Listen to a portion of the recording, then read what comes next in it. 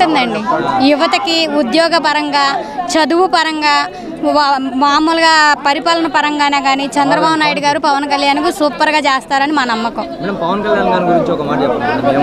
మా అన్న పవన్ కళ్యాణ్ అన్న ఆగమన్నాడనే వీళ్ళందరి మీద రివెంజ్లు జనసేన యువకులు కానీ మహిళలు కానీ వీర మహిళలు కానీ అందరూ ఆయన మాట మీద కట్టుబడి ఆగారు.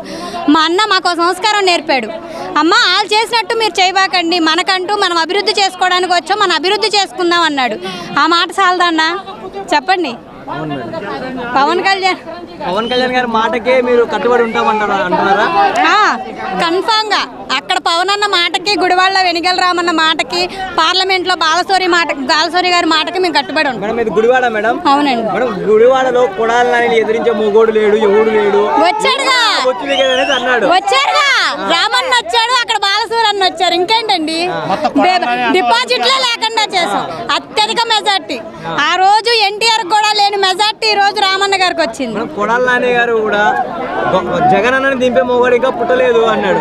అలాంటిది ఇప్పుడు పవన్ కళ్యాణ్ చంద్రబాబు నాయుడు కలిసి దింపేశారు. ఎలా ఉంది మేడం? మా అన్న పవన్ అన్న చెప్పాడు కదండి, పాతాళ లోకానికి తొక్కేస్తాను అన్నాడు. పాతాళానికి తొక్కేస్తా అన్నాడు, తొక్కేశాడుగా. 11 సీట్లు మాయి 21.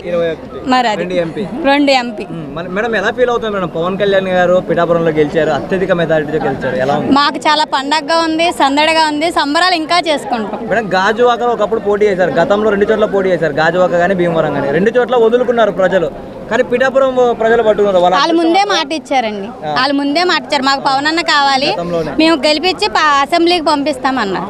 వాళ్ళ మాట వాళ్ళు నిలబెట్టుకున్నారు. మా అన్న మాట మా అన్న నిలబెట్టుకుంటారు. మేడం రోజా గారు కూడా అసెంబ్లీ సీట్ కాదు గేటు దాకానే. మాకు వచ్చిన కోపానికి అయితే మేము వేరే మహిళలో జనసేనలో ఆమె జుట్టు పట్టుకొని గేట్లు కేసి కొట్టి ఆమె మీదుగా మా పవన్ అన్న నడిపిద్దాం అనుకున్నాం. కానీ మా అన్న అలా గొద్దన్నాడు కాబట్టి మేము ఆగి కూర్చున్నాం.